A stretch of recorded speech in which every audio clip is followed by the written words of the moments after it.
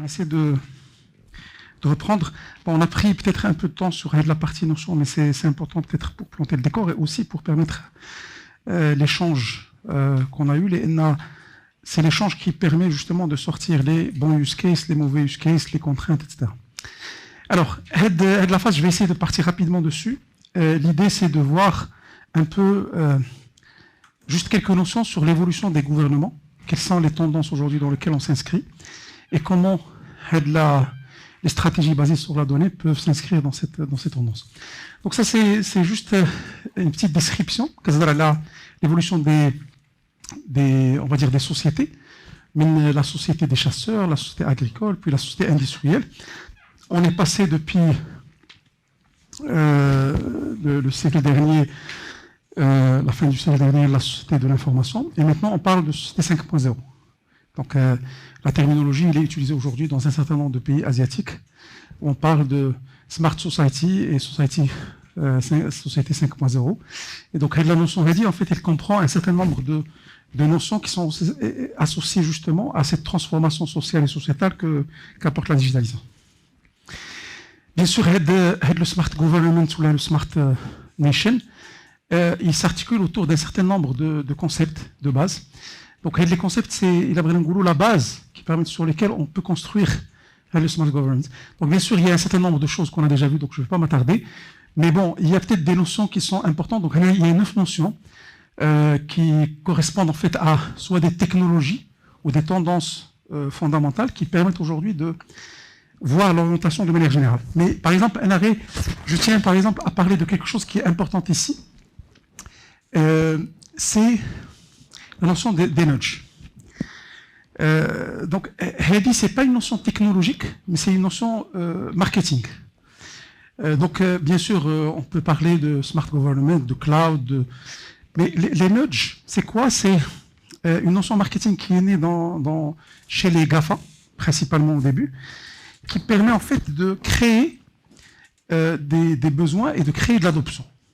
Et donc, il y a une grosse documentation qui a été faite autour du sujet. Il y a un travail d'un certain nombre de chercheurs américains et européens qui ont travaillé sur le sujet. Et en fait, l'idée, c'est comment permettre au gouvernement de pousser les citoyens à certains comportements en se basant sur des notions de psychologie comportementale et de marketing. Donc le nudging est un mélange entre la psychologie comportementale et le marketing, dont l'objectif, c'est de provoquer des comportements. Alors, les choses, quand vous voyez en fait la manière avec laquelle les applications des grands leaders d'Internet sont faites, il y a des choses, des détails que vous allez remarquer. Il y a des appels, des call to action que vous allez trouver qui sont importantes. Il y a des éléments qui provoquent l'action. Je vais prendre un exemple que probablement tout le monde connaît, c'est l'exemple de Booking. Booking, elle est structurée avec un certain nombre d'appels to action qui permettent d'une certaine manière de provoquer l'acte de réservation. Et c'est bien étudié sur un plan psychologique. Donc le fait de se dire qu'il reste telle durée par rapport à une promotion, qu'il y a en même temps tel nombre de personnes qui sont en train de regarder en même temps l'annonce, tout ça, c'est des choses qui sont bien étudiées, qui vont provoquer, in fine, un comportement. Bon, bien sûr, le problème dans les sociétés, on va dire, commerciales, c'est qu'ils peuvent utiliser ça parfois sans foi et sans loi, c'est-à-dire qu'ils peuvent mentir sur ça, mais le principe qu'ils utilisent, c'est un principe qui est utilisable aussi par le gouvernement. C'est possible de provoquer des actes, des comportements, des transformations de comportements à travers les systèmes de nudging. Et ça peut être utilisé aussi bien pour les citoyens que pour les collaborateurs. Donc ça, c'est une évolution en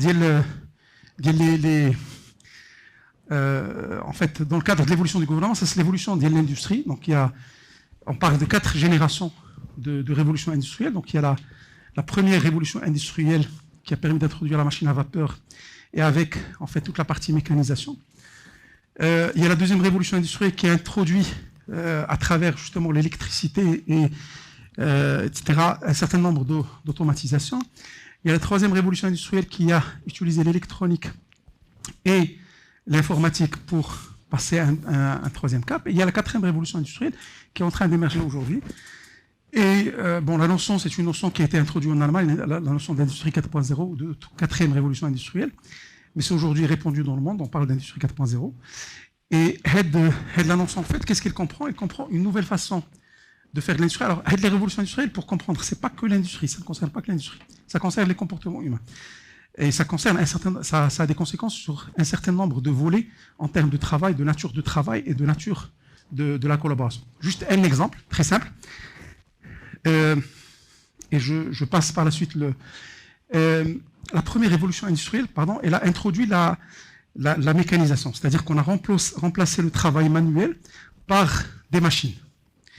Le remplacement du travail manuel par des machines, il a eu comme conséquence il y a eu un équilibre dans le marché du travail entre l'homme et la femme. C'est-à-dire, avant la révolution industrielle, le travail était principalement un travail physique.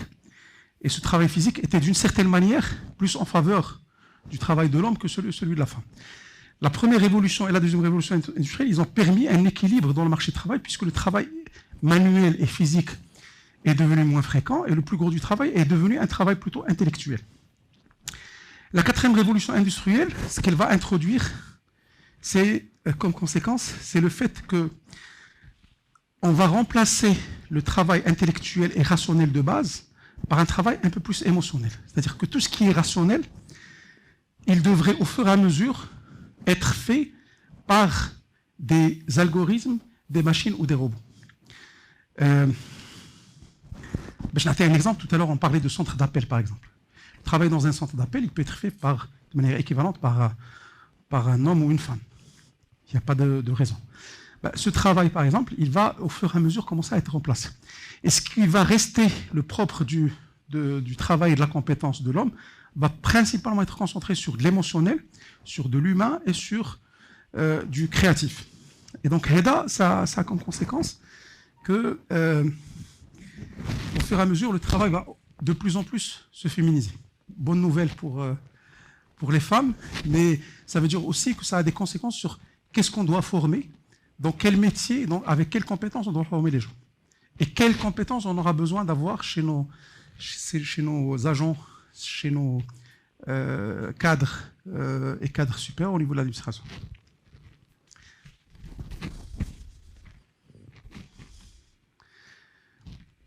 Alors, ce gouvernement de demain, donc encore une fois, ça revient un peu à ce qu'on avait dit tout à l'heure.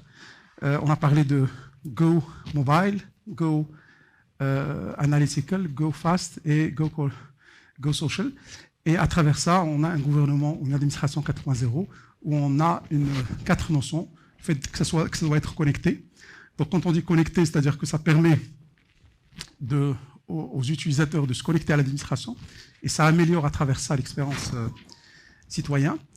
Ça permet aussi de créer des services à valeur ajoutée via un certain nombre d'outils connectés à travers le web et le mobile. Ça permet d'avoir des outils de gestion intuitive et ça permet d'intégrer des offres de partenaires. C'est aussi un gouvernement, une administration intelligente. Donc dans cette intelligence, la première couche, c'est la couche donnée. Il faut que ça soit basé sur de la donnée. Bien sûr, l'open data est fondamental. L'identité numérique, on en a parlé tout à l'heure, est fondamentale. L'exploitation de données, et ça c'est important, dit le citoyen, pour améliorer le service est fondamental. Et aujourd'hui, par exemple, dans les sites e-commerce, vous allez constater que des algorithmes d'intelligence artificielle permettent de personnaliser l'expérience. Donc, selon votre consommation passée, selon votre profil de consommation, selon ce qui se fait, etc., on va vous personnaliser votre parcours. Donc, l'administration devrait aller dans le sens où elle va utiliser la donnée dont elle dispose, qui est énorme, vous l'avez dit, qui est importante, utiliser cette donnée pour personnaliser le parcours d'IL. Bien sûr, l'intelligence artificielle est fondamentale. Elle est fondamentale à 2 niveaux, dans l'assistance du citoyen, donc à travers des outils de conversation, comme on en a parlé, le chatbot ou autre. C'est aussi utile à travers l'automatisation d'un certain nombre de processus. Et bien sûr, tout ça, ça fait émerger de nouveaux business models. Donc, agile, bien sûr, quand on dit agile, ça suppose qu'il y a de nouveaux moyens d'interagir avec le citoyen, il y a de nouveaux moyens de paiement, il y a la partie dématérialisation, il y a l'utilisation du cloud, voilà, donc il y a ce type de notions, et les collaboratives, donc bien sûr, ça suppose qu'on soit dans une logique de crowd on permet aux gens de collaborer autour d'une même mission et on s'approprie les réseaux sociaux pour permettre au maximum la création de communautés autour d'un besoin. Très bien, donc on va essayer maintenant de rentrer dans la partie, on va dire, proprement donnée. Donc le paragraphe s'appelle Data Management et Architecture de données. Donc l'idée, c'est d'abord de commencer à comprendre les grandes notions relatives à la donnée et de comprendre comment on architecture autour de la donnée et quels sont les outils qui permettent de gérer la donnée de manière efficace et opérationnelle. Alors, première chose que je voulais partager avec vous, c'est cette pyramide. La pyramide, en fait, elle décrit, et c'est aussi une façon de faire le distinguo entre big data, la notion de big data et la notion d'intelligence artificielle. Donc, en fait, la data, c'est comme on l'avait dit, c'est la matière première. C'est la base. C'est tout ce qui se fait avec l'administration, à l'intérieur de l'administration, avec des partenaires, il permet de générer de la donnée. Cette donnée, c'est une donnée brute qui peut être une donnée de consommation, de navigation, ça peut être une donnée d'identité, ça peut être une donnée de collaboration ou de communication. Et au-dessus de ces données, on construit une première couche qui est l'information. Donc déjà, première distinction entre la donnée, on a eu tout à l'heure la discussion, entre la donnée et l'information. La donnée, c'est quelque chose de brut, qui n'a pas, en dehors de sa valeur, elle n'a pas de signification, elle n'a pas de connotation. L'information, c'est une donnée qui a été transformée et où on a sorti une conséquence. Et cette conséquence, c'est l'information qu'on donne. L'information, elle peut être positive comme elle peut être négative. Alors que la donnée, elle est neutre. Donc, au-dessus de la donnée, on a l'information. Au-dessus de l'information, avec beaucoup d'informations, on construit ce qu'on appelle une connaissance. Donc, une connaissance, c'est une façon qui permet de recouper des informations dans des unités avec une logique d'apprentissage, où on apprend des règles, on apprend des notions, et donc on construit une connaissance. Donc quand on parle par exemple de connaissance client ou de connaissance citoyen, ça vient d'un certain nombre de données qui ont été transformées en informations, et à travers ces informations, on a commencé à construire une connaissance le citoyen, c'est-à-dire qu'on commence à définir des règles, on commence à dire à apprendre comment le citoyen se comporte, dans quel service, etc. Au-dessus de la connaissance, alors là les termes en anglais et en français ne sont pas forcément les mêmes. On parle de sagesse en français, en anglais, on parle donc wisdom, et on parle de savoir en français. Donc le savoir, c'est ce qui va être construit au-dessus de la connaissance, et c'est une unité complète qui comprend un certain nombre de grandes règles qui définissent les éléments ou qui favorisent les éléments qui sont relatifs à la connaissance. Donc voilà alors l'avantage du savoir, c'est que c'est quelque chose qui est non seulement théorique, donc il a une connotation théorique, mais c'est quelque chose sur lequel on peut agir. Donc ce savoir peut être transformé derrière en action. Alors concrètement, ça veut dire quoi? Alors jusqu'à ce niveau-là, on est dans le monde du big data, on est dans le monde de la data. Donc on exploite la data, on en sort de l'information, on sort de cette information une connaissance. À partir de la partie savoir et au-dessus du savoir de la partie action, on est dans le domaine de l'intelligence artificielle. Donc, pour donner un exemple très simple, on a aujourd'hui dans toutes les administrations un historique. Il y a les visites, par exemple, sur un site web. On a l'historique, on a telle personne, telle adresse IP, s'est connecté, ou tel utilisateur, si on a des comptes utilisateurs, s'est connecté en telle date et il a fait tel parcours. C'est de la donnée brute. Donc la donnée de navigation, c'est une donnée qu'on va trouver soit dans un fichier log, c'est un fichier trace le serveur web, qui contient en fait l'ensemble des connexions, soit dans une base de données. À partir de cette donnée, on va essayer de construire de l'information. Alors l'information, c'est quoi? C'est, on va dire, on a tel nombre de visiteurs par jour. Ça, c'est une information. On a le maximum de visites qui se fait entre telle heure et telle heure. Ça, c'est une autre information. On a des visiteurs qui ont 3 types de profils différents. On a un visiteur qui rentre dès la première page et qui ressort. On a un visiteur qui rentre, qui navigue et après il sort. On a un visiteur qui rentre, qui consomme un service et qui sort. Ça, c'est un exemple d'information qu'on construit. Après, une connaissance, comment on va construire une connaissance au-dessus de cette information? On va dire, une fois on a eu ces constats de base ou ces informations de base qu'on a sorties à partir de notre donnée, on va essayer de construire un certain nombre de grandes règles. Donc c'est des règles qui vont permettre d'une certaine manière d'apprendre des comportements de l'utilisateur. Alors, les règles peuvent être soit nominatives, je vais prendre un exemple de règle nominative, c'est qu'on va tracer un utilisateur dans le temps et on va dire que cet utilisateur a comme comportement qu'il passe en moyenne 5 minutes sur notre site. Donc ça, c'est une connaissance. On a construit au-dessus de l'information une connaissance autour de l'utilisateur. Et donc, on va commencer à faire des hypothèses autour de cette connaissance qu'on a construite autour de l'utilisateur.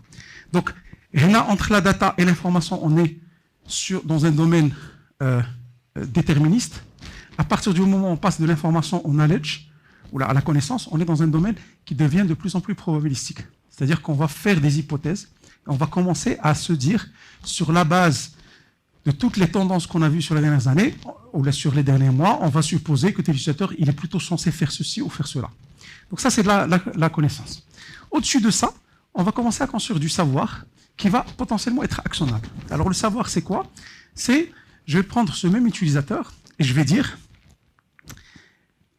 puisqu'il a consommé tel type de service, et puisque tous les utilisateurs qui ont aussi consommé ce service, ils ont consommé tel deuxième service, je vais supposer que cet utilisateur, il va consommer ce deuxième service.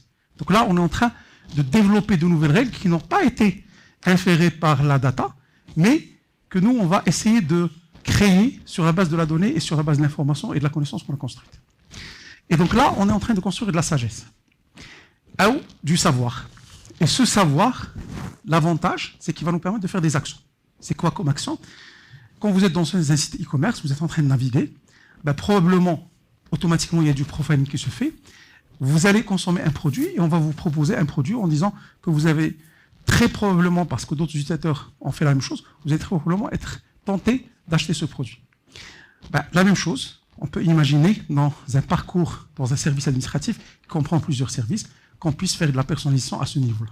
Et donc là, à ce niveau-là, on a non seulement construit de la donnée de manière déconnectée et asynchrone, c'est-à-dire que on a de l'information, on l'utilise, on essaie de s'en inspirer, mais on est en train d'agir dessus, et c'est pour ça qu'on parle ici, on parle de actionable, donc actionnable, c'est-à-dire c'est une compréhension qui est actionnable, c'est un savoir qui est actionnable et qui permet derrière de générer des actions.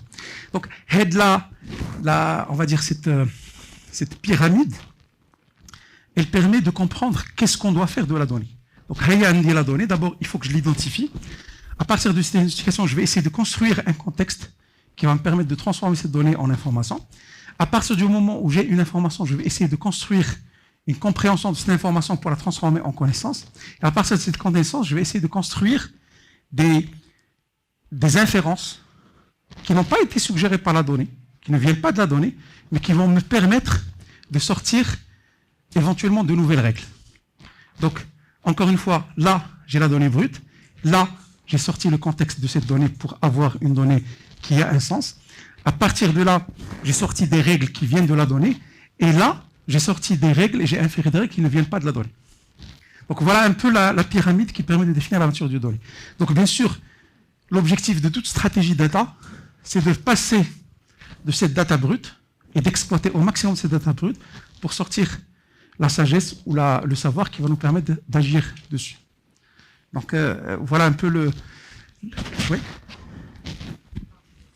Oui. Oui. Oui.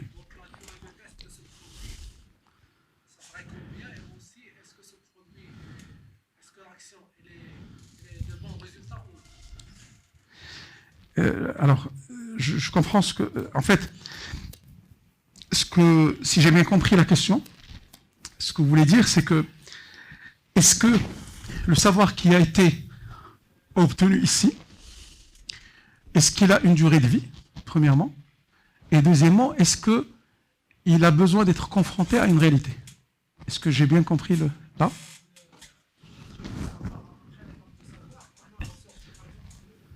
Oui. Oui. Est-ce que on va le tester bien sûr. Oui. Donc la durée de test, ça serait normalement combien de temps pour savoir est-ce que ce nouveau produit va donner de bons résultats ou non? À partir des étapes Des étapes passées. passé. Ouais. Alors, dans le savoir qui va se transformer en action, c'est pas forcément un nouveau produit. Ça peut être un nouveau produit ou service. Bien des actions. Ça peut être une proposition, un moteur, une recommandation. Ça peut être une décision. Donc, les conséquences du savoir, c'est une action. Réelle de l'action, comment elle va se traduire. هذيك l'action واش غتنجح ولا لا؟ هادشي اللي بغيت Oui. نعرف. Là, وديروا هو- لي التيست ديالها باش alors, نعرف normalement débat. le standard. Parfait, c'est très bien. Alors normalement, si on est dans un mode, encore une fois, et c'est pour ça que je distingue l'intelligence artificielle du big data ou l'intelligence artificielle du traitement de la donnée, quand on est en BI ou là, en big data, le système HANA, il est déconnecté. C'est-à-dire qu'on part de là jusqu'à là, jusqu'à là, jusqu'à là, et on s'arrête. Et on a c'est pour ça que j'ai parlé tout à l'heure de mode déconnecté et asynchrone. Ça, c'est un mode asynchrone. Quand on est en intelligence artificielle, le monde est synchrone. C'est-à-dire que la proposition qui va se faire au-dessus du savoir, qui peut être un nouveau service ou un moteur de recommandation, elle est dynamique dans le temps. C'est-à-dire qu'elle évolue elle-même en fonction le flux de données qui est en train d'émerger. Ce n'est pas un acte qui se fait de manière statique. Je ne sais pas si vous voyez ce que je veux dire. C'est-à-dire, si on est en big data, ce qu'on va dire, OK, on a sorti une connaissance. Sur la base de cette connaissance, on va dire, c'est une réalité. On suppose que ce client... Je peux vous donner des exemples très, très concrets. On est sur un site web, on ne connaît pas, on n'a pas demandé les données de l'utilisateur. Donc, on va voir son comportement, et sur la base de son comportement, on va construire un profil. Et sur la base de ce profil, on va se dire que cet utilisateur, il est probablement plutôt de sexe féminin, et il a un âge entre 40 et 50. C'est une hypothèse. C'est un savoir qu'on a construit sur la base d'un historique. Okay. Dans le monde big data, le savoir on va l'utiliser pour lancer un produit. Effectivement, on va faire du test and learn. C'est le mode que vous avez proposé ou que vous avez suggéré. C'est-à-dire que on va dire, OK, en ayant cette connaissance, je suppose que ça serait bien de proposer à telle personne un nouveau produit ou un nouveau service sur la base de ce profil. Et bien sûr, ça suppose que derrière, on va potentiellement tester ça. Maintenant, le système de test and learn, ça doit supposer la donnée, une fois que tu auras mis en place le nouveau produit, tu auras encore un flux de données qui va générer un flux d'informations, qui va générer de la connaissance, qui va générer du savoir. Et c'est ce flux qui va permettre, si ce flux est suffisamment significatif sur le plan statistique, à ce moment-là, on peut décider est-ce que ce choix, ou cette décision qui a été prise sur la base de données, est-ce qu'elle est bonne ou elle n'est pas bonne? Est-ce qu'elle correspond réellement à un vrai savoir et une vraie sagesse, ou là c'est une fausse sagesse? Donc là, on est en mode déconnecté. Si on est en mode connecté, tout ce qui se fait en action, c'est une conséquence de la donnée et ça va continuer à être une conséquence de la donnée en temps réel. C'est l'exemple que j'ai pris en disant, je suis dans un site web, j'utilise ce service, sur la base de la connaissance que j'ai eue et le savoir que j'ai construit, je suppose que l'utilisateur qui va utiliser ce service va être aussi intéressé par le deuxième service. Cette opération, elle va se faire en temps réel, au fil de l'eau, et ça va évoluer avec la donnée qui va être enrichie. Plus j'ai de la donnée, plus je vais être capable d'être plus précis sur le besoin de l'utilisateur, et plus je vais améliorer la précision. Et je vais utiliser le comportement de l'utilisateur. Ça, c'est un des mécanismes qui existent dans les algorithmes d'intelligence artificielle qu'on appelle, dans le machine learning, il y a généralement deux types d'algorithmes, ce qu'on appelle les algorithmes supervisés et des algorithmes non supervisés. On va peut-être y revenir le troisième jour. Mais les algorithmes non supervisés, c'est qu'en fait, on ne fait pas de contrôle a priori des décisions ou des actions. On ne fait pas de contrôle a priori. On met à disposition de l'utilisateur le service, la recommandation, le produit, et c'est l'utilisateur qui va décider avec l'action qu'il va générer par la suite, avec la donnée qu'on va en faire, qui va permettre de définir est-ce que le choix était bon ou n'est pas bon. Et on va le faire évoluer de manière automatique avec ces algorithmes. Je ne sais pas si ça répond à la question ou pas. Si on ne veut pas se compliquer avec la tâche, il faut prendre, comme j'ai dit, l'exemple d'un moteur de recommandation. Un moteur de recommandation, on n'a pas besoin de s'y mêler. Il y a un algorithme qui a été mis en place, il est basé sur du machine learning, il se base sur la donnée historique, les visites sur le site web, et il va automatiquement recommander des pages ou des services en fonction de ce qu'il a eu dans le passé. Donc, il va s'adapter en temps réel. On n'a pas besoin de faire d'action, on va dire, manuelle, ou la déconnecter pour pouvoir dire est-ce qu'on le laisse ou on ne le laisse pas. Maintenant, est-ce que c'est envisageable ou c'est pas envisageable? Tout dépend du contexte. Faire un moteur de recommandation, juste pour prendre un exemple, ce que vous rencontrez sur les réseaux sociaux, quand on vous propose des amis, ça fait partie de moteur de recommandation. Et c'est basé sur une question de profiling. Et derrière, il y a du machine learning, c'est-à-dire qu'il y a des données massives qui permettent de dire que si vous avez telle personne dans ton contact, c'est très probable que vous serez intéressé par telle autre personne. Bah, ça se fait en temps réel, on n'a pas besoin de faire du test and learn. On te propose, bien sûr, quand tu cliques sur telle personne, l'algorithme, il s'améliore parce qu'il a une donnée de plus qui va lui permettre d'améliorer on va dire son résultat.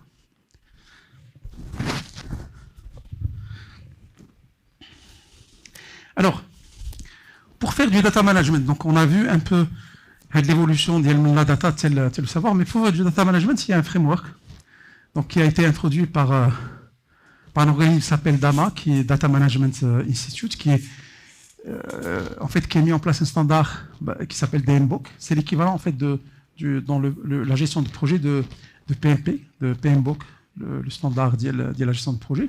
Et ce standard, il définit un certain nombre d'objectifs et un certain nombre de priorités du data management. Donc, les objectifs, c'est ces objectifs qui sont donc listés ici. Donc, c'est les objectifs de base. D'abord, il faut comprendre quels sont nos besoins, donc les besoins de l'administration ou de l'entreprise.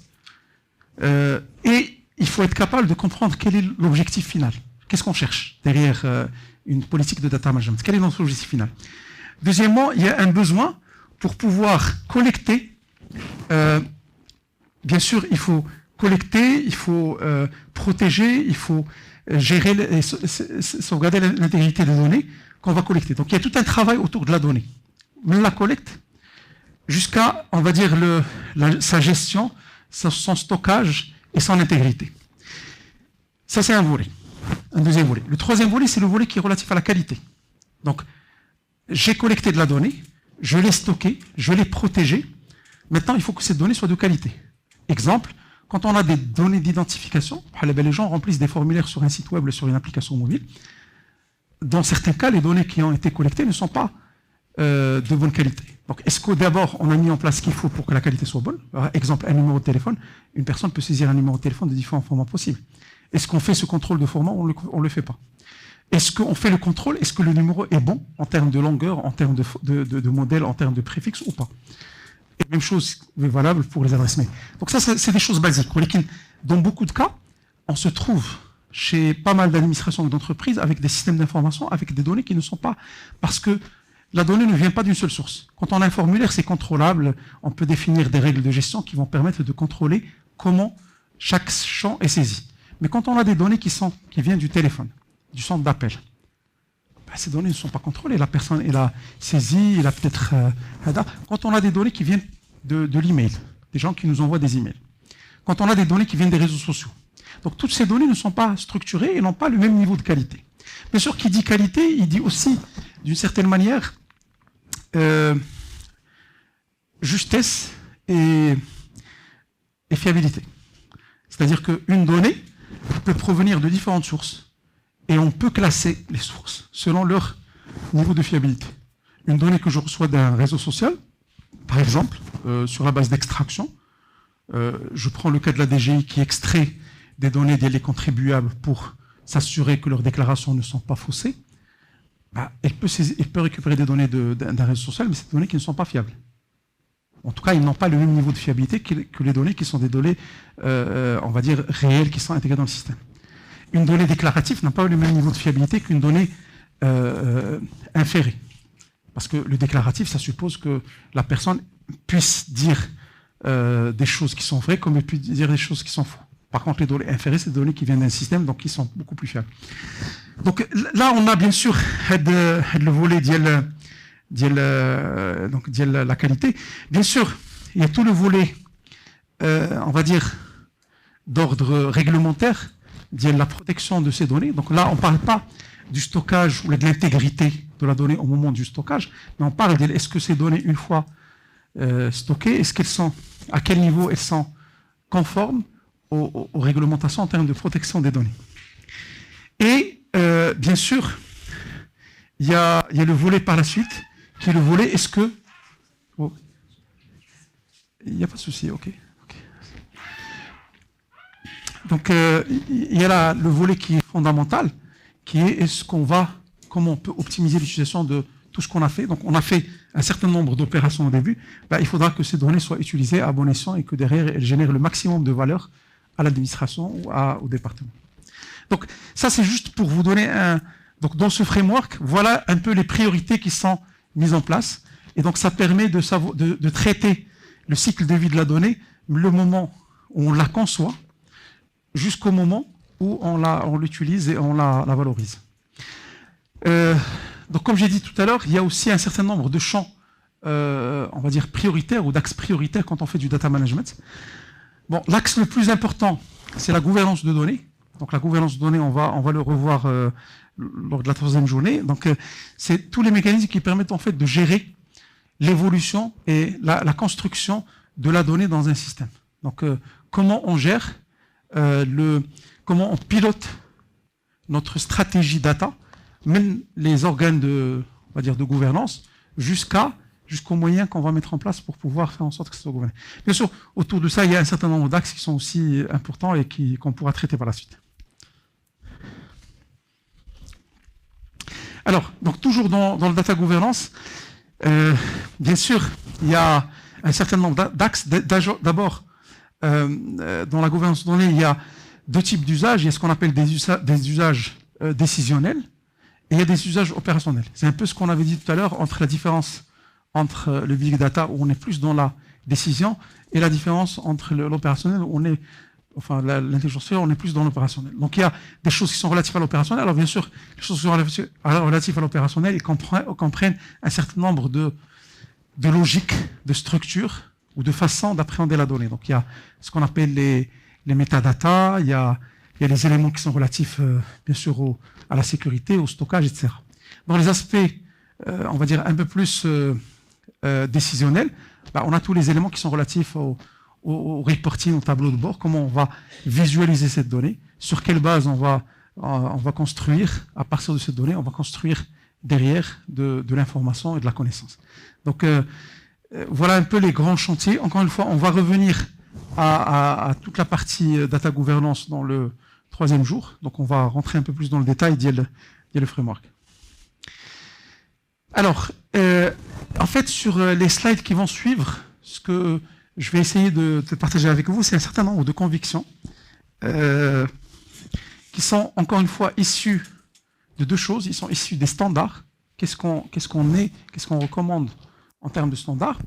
Et ils sont issus aussi de l'expérience terrain à travers ce qui se fait dans le contexte marocain. Donc, bien sûr, dans tout ce qu'on va voir là tout de suite et sur les prochains slides, c'est pas des choses, c'est des choses qui existent dans le standard.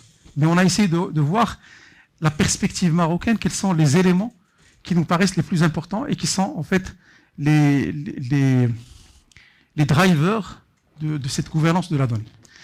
Donc la première qui est importante, c'est la maximisation de la valeur. Donc si on veut maximiser la valeur qui est créée par rapport à la donnée qui est créée, il y a un certain nombre de choses qu'il faudra mettre en place. Il y a 4 enjeux clés qu'on considère les enjeux fondamentaux. Le premier, c'est le fait d'avoir du smart data, donc le fait de mettre en place des processus qui permettent de valoriser la donnée. Donc il faudra que la donnée ne reste pas une donnée brute, mais devienne intelligente. Et ça, c'est fondamental.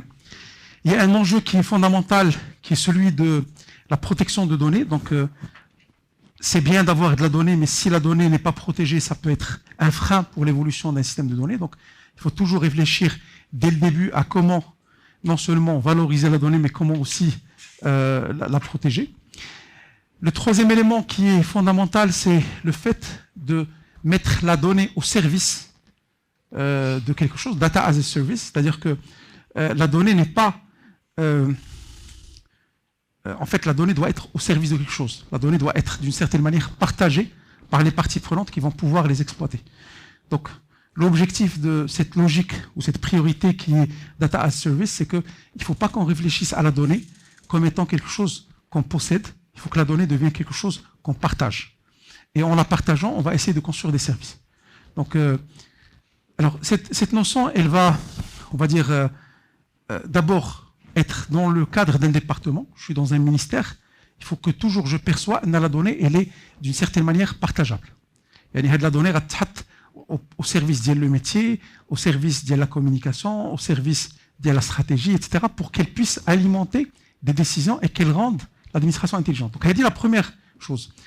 Mais au-delà de ça, il faut que cette data puisse potentiellement être mise à disposition d'autres départements qui vont pouvoir l'utiliser.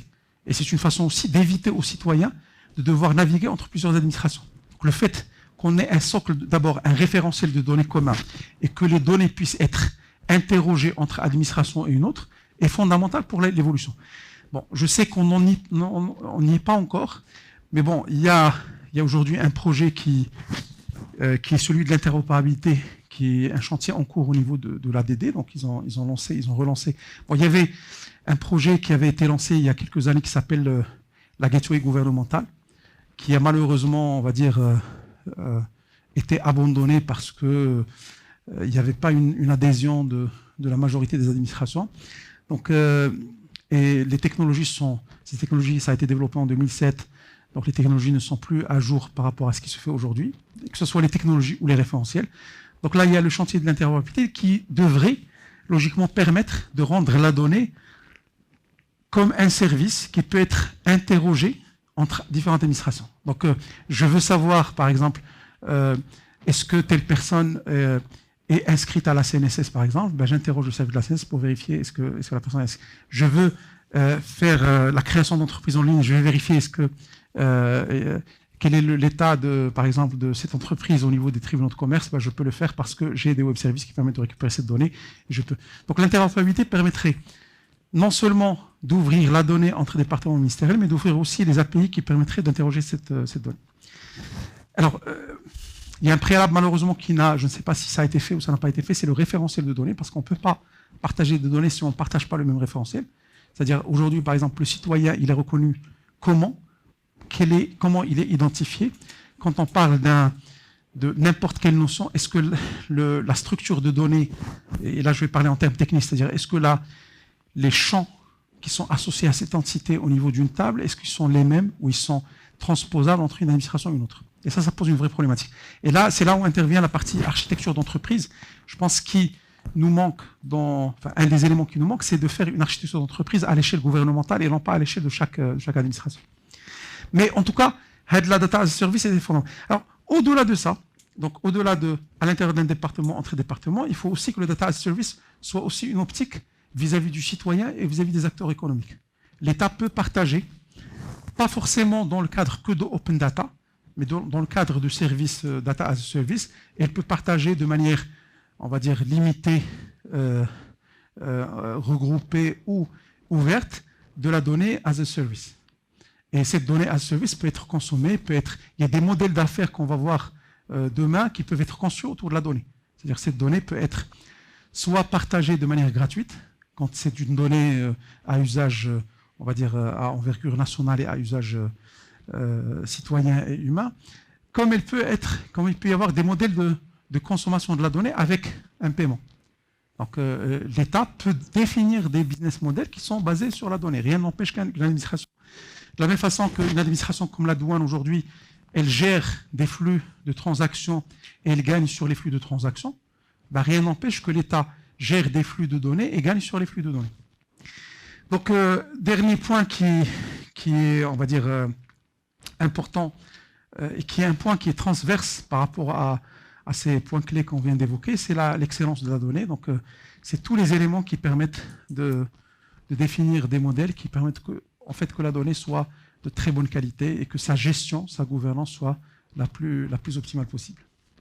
S'il y a des questions, n'hésitez pas. Donc, bon, là, on rentre un peu plus dans le détail les axes. Donc, toujours maximiser la valeur. Bien sûr, sur chaque axe, on essaie de voir qu'est-ce qu'on peut faire de manière concrète.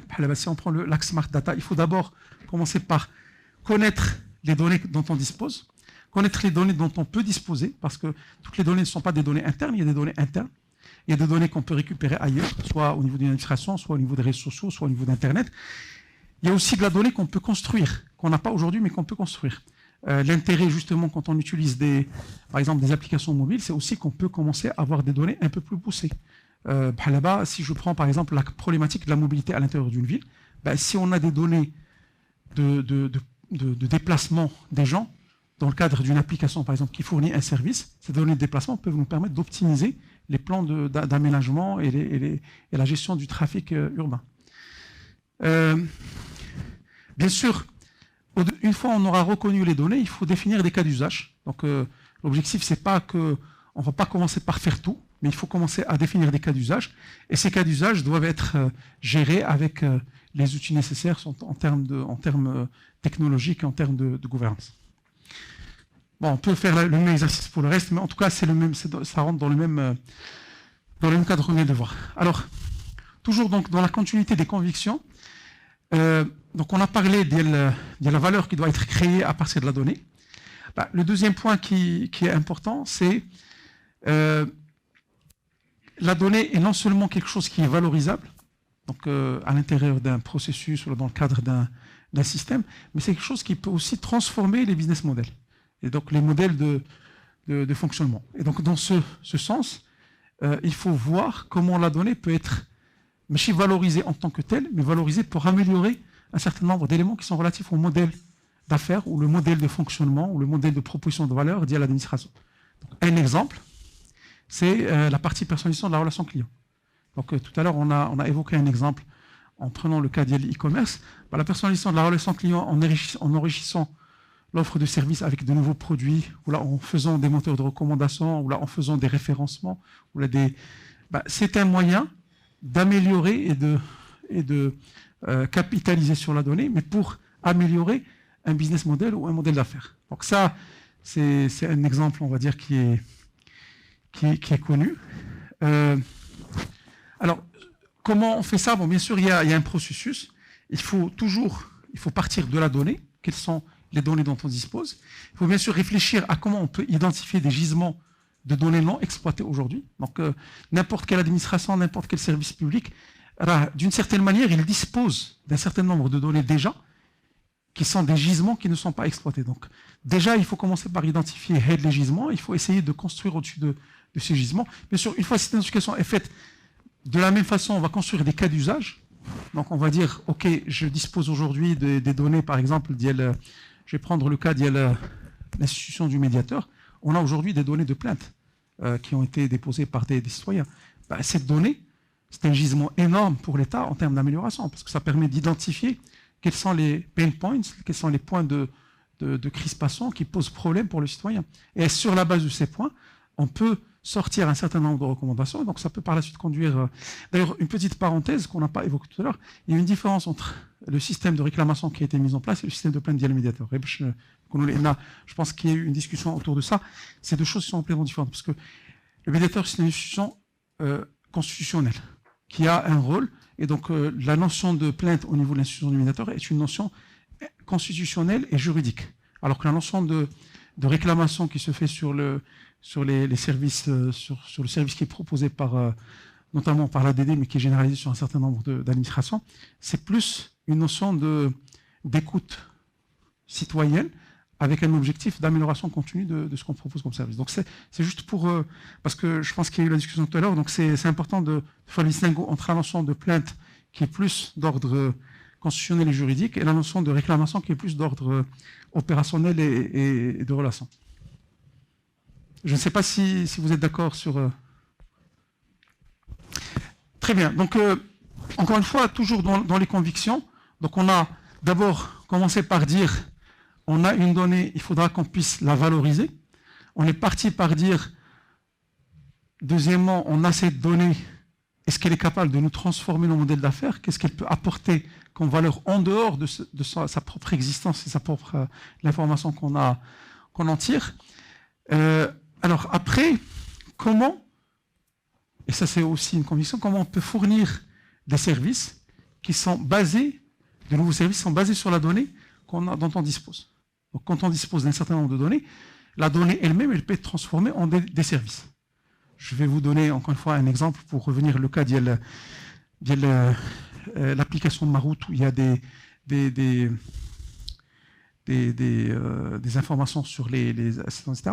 À partir de là, on peut commencer à fournir des services pour les citoyens pour dire quelle est la probabilité que, par exemple, tel route, si vous êtes en train de prendre, est-ce qu'il y a une probabilité en fonction d'un certain nombre de données qui peuvent être météorologiques, historiques et des données, on va dire, contextuelles, est-ce qu'il y a une probabilité pour que la route il puisse y avoir un problème au moment où vous prenez la route. Donc ça, c'est un nouveau service qu'on fournit. Je n'ai pas juste mis à disposition la donnée, mais j'ai construit un nouveau service sur la base de cette donnée. On peut envisager ça, par exemple, par rapport à, si je prends le cas le cas, par exemple, si je prends dans le métier carcéral, donc on peut aussi envisager, non, à partir de la donnée qu'on collecte, on peut concevoir de nouvelles façons de faire. C'est-à-dire, tout à l'heure, on parlait de la problématique, la commande, les gens qui viennent, qui ramènent des produits, ben on peut envisager des systèmes où on automatise ce processus. Donc à partir de la donnée qu'on a collectée, qui nous permet de constater que... Un autre exemple, c'est on a aujourd'hui des constats, d'où la donnée qui existe dans un centre d'appel ou dans les emails qui sont reçus, et on constate que les gens demandent des choses de manière régulière. À la fin, ils demandent la même chose. Ben, à partir de là, on peut dire, pourquoi ne pas penser à un nouveau produit ou un nouveau service qui permet de répondre à ce besoin.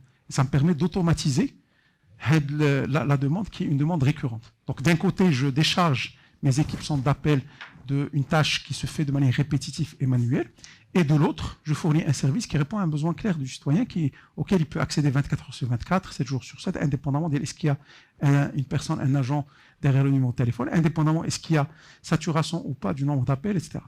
Donc là, on est plus dans une logique où on essaie de développer des usages, de nouveaux usages, et on essaie de favoriser quelque part l'agilité organisationnelle. Donc, on a de la donnée, ça nous permet au fur et à mesure d'améliorer nos services, d'améliorer notre proposition de valeur et au fur et à mesure de proposer de nouvelles formes de services ou de produits par la suite.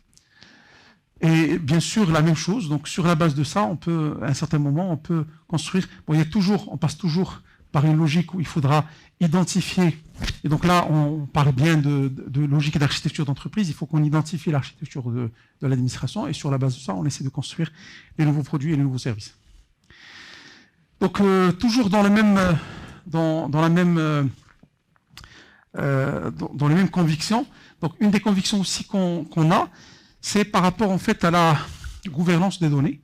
Donc, on en a parlé tout à l'heure, mais une donnée, elle vit, elle doit pouvoir évoluer dans le temps, et dans cette évolution, elle doit pouvoir être gouvernée. C'est-à-dire qu'il doit y avoir des entités, des processus, des outils et des mécanismes qui permettent de gérer l'évolution dans le temps de cette donnée. Donc, la gouvernance de la donnée est un élément aussi fondamental quand on veut exploiter de la donnée. Parce que ça serait bien de construire une donnée, mais si on n'arrive pas à la gouverner, c'est aussi la faire évoluer. C'est la couche la plus basse de cette gouvernance, c'est le fait de la mettre à jour. On a construit aujourd'hui, par exemple, un registre les besoins sociaux. C'est très bien, mais ce registre, il doit évoluer dans le temps. Donc il faut qu'il y ait un mécanisme pour prendre ces données et pour faire en sorte qu'elles soient gouvernées. Et bien sûr, de la gouvernance, elle a comme objectif derrière d'améliorer l'efficacité opérationnelle de l'administration. Donc ça, c'est juste pour illustrer cette partie gouvernance de données. En fait, on a le choix. Donc si on n'a pas de gouvernance correcte, en fait, on part de ça qui est en fait vers où on cherche à aboutir, et on aboutit à quelque chose comme ça, c'est-à-dire qu'on a des données, mais qui ne veulent rien dire, qui n'ont aucun sens, et sur lesquelles on n'a pas moyen d'exploiter, ça risque même de nous déranger. Et une donnée qui est mal organisée, qui est mal exploitée, c'est une donnée qui, in fine, n'apporte aucune valeur, et elle peut même causer des nuisances par rapport au système d'information, parce qu'elle alourdit le système, elle peut, d'une certaine manière, aussi causer une problématique de compréhension et d'interprétation aussi bien fonctionnelle que technologique de cette donnée. Alors, je vais peut-être m'arrêter là. La partie architecture d'entreprise est une partie que va aborder Marcel avec vous demain. Mais je vais m'arrêter là, peut-être d'abord pour prendre des questions. Donc, je ne sais pas s'il y a des questions par rapport à ce qu'on vient de voir.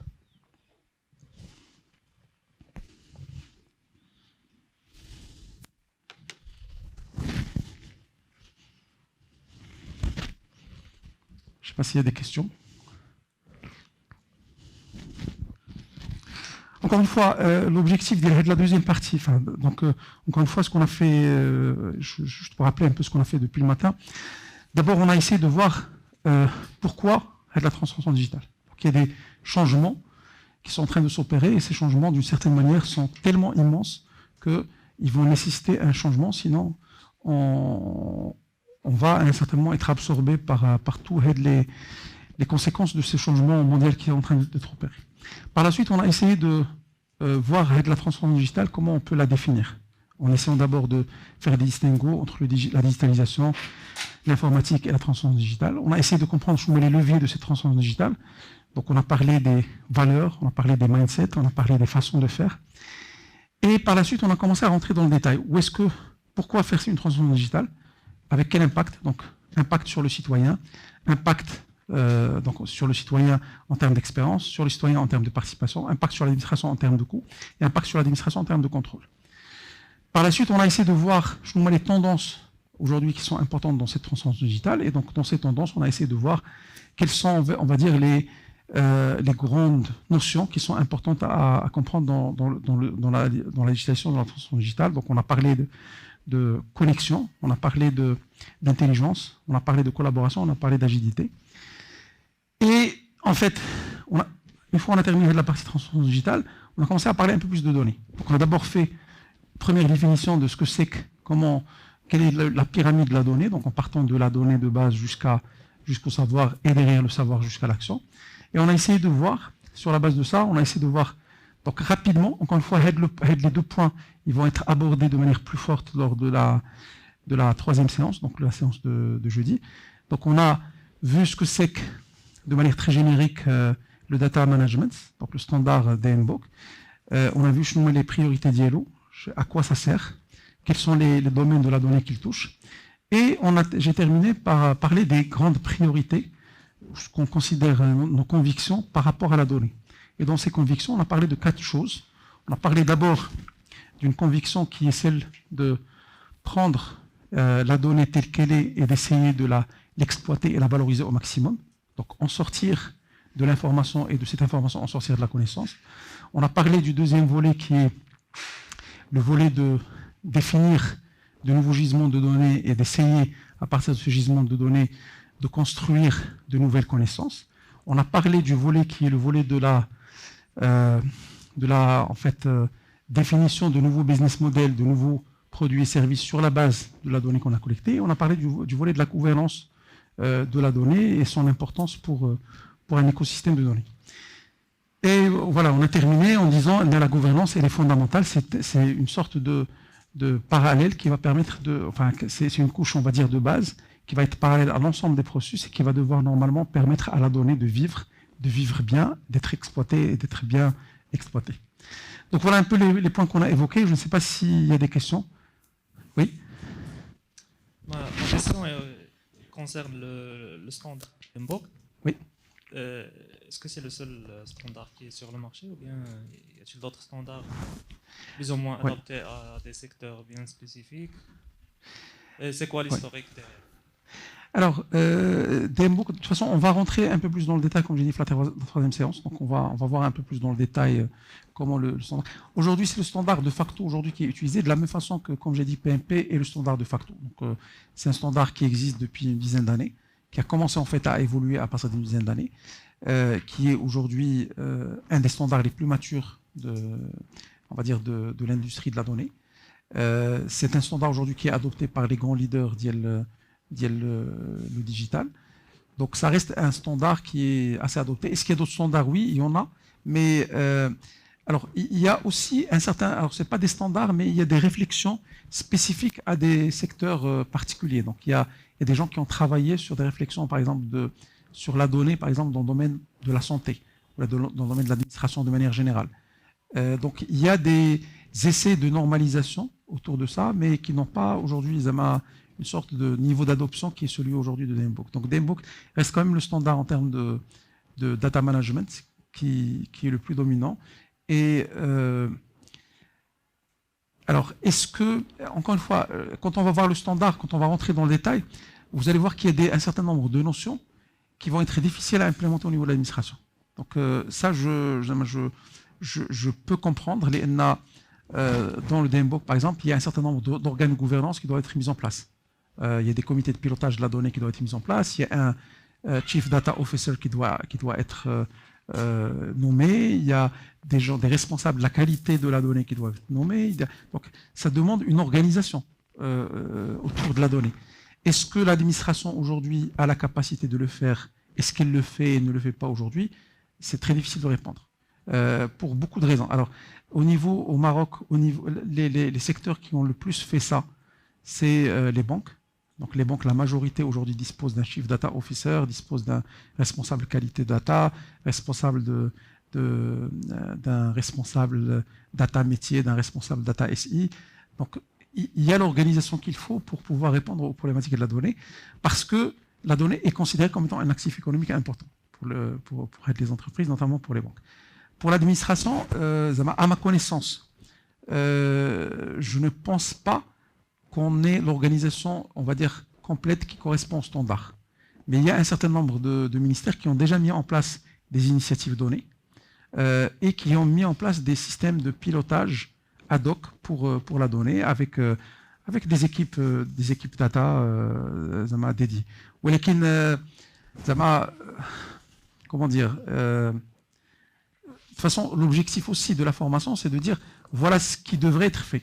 Donc, moi, je comprends parfaitement et je comprends le sous-entendu de la question, parce que si j'ai bien compris, le sous-entendu, c'est est-ce que ce qu'on va voir ou tout ce qui va être proposé, est-ce que c'est des choses qui sont applicables dans le contexte de l'administration marocaine, et est-ce que c'est ça ce qu'il faut suivre, ou là il y a des normes qui sont plus adaptées au contexte de l'administration de manière générale et marocaine de manière particulière?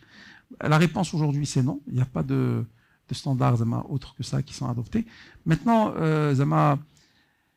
encore une fois, tout dépend du niveau de maturité. Je pense qu'aujourd'hui, il y a certaines administrations qui sont arrivées à des niveaux de maturité qui sont suffisamment importants. Je pense notamment, par exemple, sur le sujet de la donnée au ministère des Finances, à la DGI, parce que je pense que eux, ils ont déjà pas mal ils ont mis en place des systèmes de big data, ils ont mis en place des initiatives données, aujourd'hui, ils exploitent un certain nombre de données dans pas mal de services et d'activités. Et la donnée, elle est fondamentale parce que la donnée, elle correspond à de l'argent, en résumé. La donnée au niveau du ministère des Finances, c'est de l'impôt qui est collecté, c'est un contrôle de la fraude, c'est valable pour d'autres organismes qui dépendent aussi du ministère des Finances. Pour d'autres ministères, c'est un peu moins le cas. Donc est-ce qu'il y a la capacité d'investir maintenant dans des initiatives données? Je ne sais pas. Maintenant, moi, si j'ai un avis à donner, je pense qu'il y a moyen de mutualiser ce type de fonction à l'échelle gouvernementale. Ça pose une autre problématique qui est celle de la gouvernance le digital au niveau gouvernemental. Aujourd'hui, le digital, il est chapeauté par l'ADD, sauf que l'ADD dépend d'un ministère, donc c'est un sous-département d'un ministère. Est-ce qu'elle a le pouvoir de chapeauter? La réponse est non. Est-ce qu'il y a la volonté qu'elle le fasse, ou est-ce que tout le monde partage cette volonté, que ce soit mutualisé, que ce travail donné ou cette organisation donnée soit mutualisée? C'est pas sûr. Et donc ça pose des problématiques d'opérationnalisation. Donc, mais ça, ça c'est un sujet, sans rien vous cacher, c'est un sujet sur lequel on n'arrête pas de dire l'ADD n'a aucun sens d'être sous un ministère. L'ADD devrait être attaché à la primature. Au même titre, si je prends un exemple qui est similaire, au même titre que l'ANRT par exemple. L'ANRT, qui est l'agence de réglementation des télécoms, elle dépend directement de la primature. Et à ce niveau-là, elle a un poids d'un ministère à part entière. Et elle a la possibilité de coordonner une stratégie gouvernementale. L'ADD aujourd'hui, elle n'a pas les moyens de son ambition. Une des problématiques aujourd'hui, c'est qu'elle n'a pas les moyens de son ambition. Mais en tout cas, si moi j'ai à recommander par rapport à la mise en place d'initiatives de données ou d'organisation de gouvernance de données au sein de ministères, je pense que la meilleure façon, c'est que ça soit mutualisé pour tous les ministères qui n'ont pas besoin d'internaliser une initiative donnée. C'est-à-dire que l'ADD peut jouer ce rôle, peut mettre en place l'organisation, et que derrière, elle coordonne avec les ministères pour pouvoir lancer des initiatives, lancer des projets, de nouveaux produits, faire de la valorisation de la donnée existante, etc. Je ne sais pas si ça répond. Si, ça répond. Okay. Oui. Hein?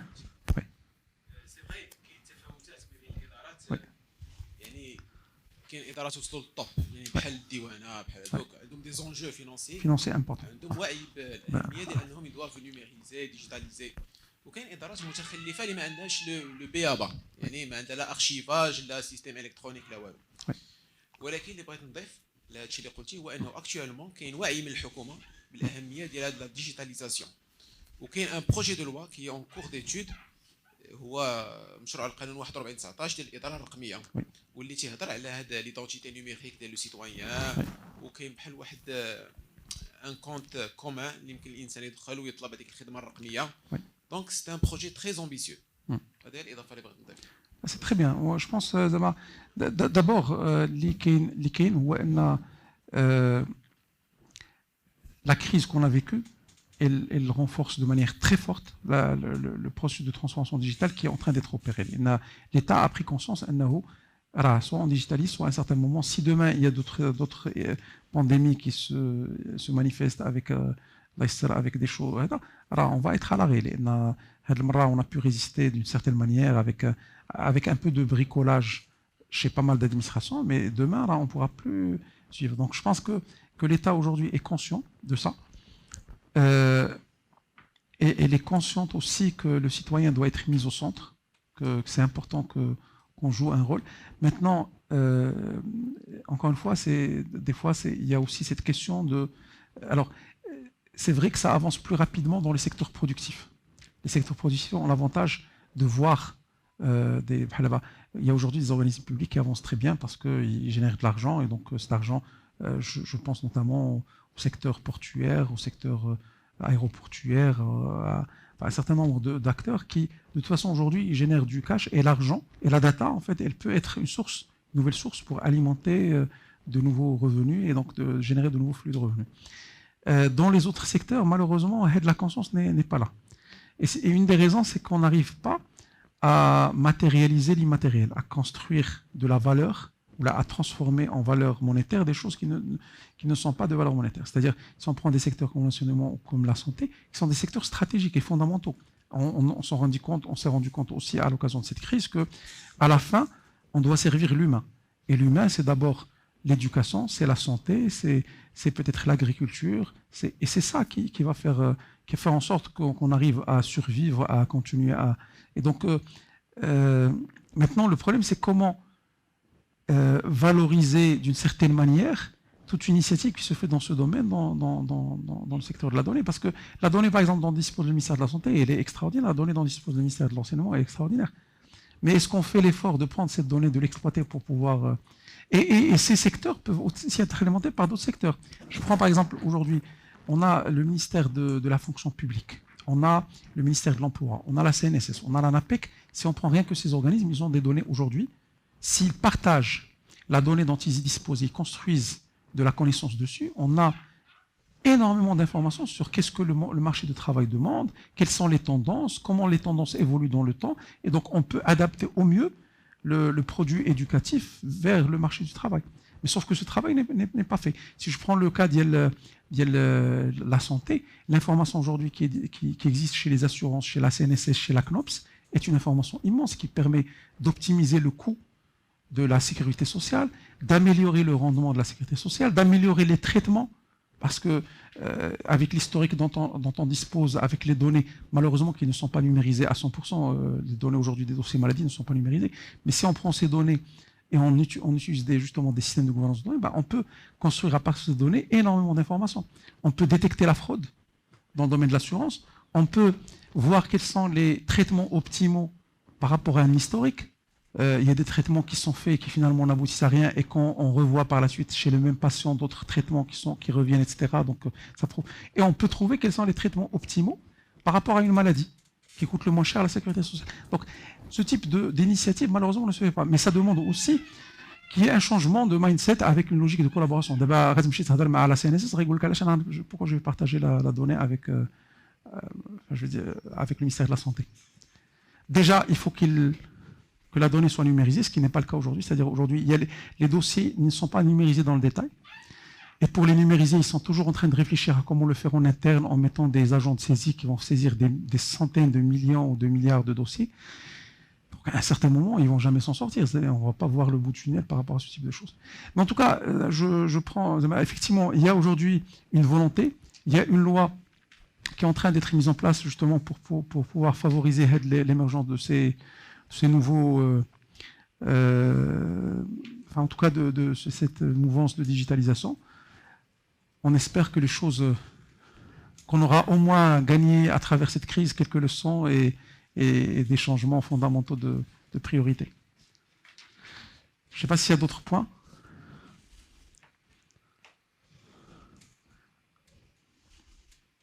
Je pense que tout le monde veut partir. Voilà. En tout cas, je vous remercie encore une fois pour votre... Merci à vous. Et sincèrement, en tout cas, merci beaucoup. Et donc, rendez-vous donc demain avec la deuxième séance qui sera, Inch'Allah, animée par Mohsin. Et il y aura aussi Oussama qui va participer. Et la troisième séance donc, sera...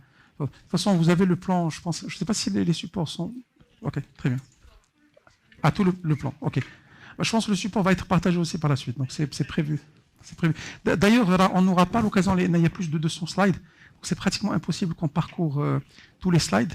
Donc, n'hésitez pas, si vous avez le temps, à lire le contenu de la présentation. Et si vous avez des points d'interrogation, n'hésitez pas à les noter parce qu'à un certain moment, on va être obligé de sauter un certain nombre de slides pour pouvoir avancer. Et encore une fois, merci aussi pour les échanges parce que ça a été très riche aujourd'hui. J'ai beaucoup apprécié les échanges qu'on a eus sur les différents cas des différents ministères. Je pense que l'objectif derrière pour le département de la réforme de l'administration et pour Enabel, c'est aussi que ces échanges puissent se faire. D'abord pour créer cette logique de collaboration et deuxièmement pour pouvoir créer de l'inspiration mutuelle entre les différents départements parce qu'il y a certainement de très bonnes pratiques de part et d'autre. Il y a certainement aussi des leçons à prendre de part et d'autre. Donc il faut continuer dans cette logique d'échange. C'est ça qui va permettre, Inch'Allah, d'enrichir le débat et la formation. En tout cas, merci beaucoup. Tabarakallah alaikum.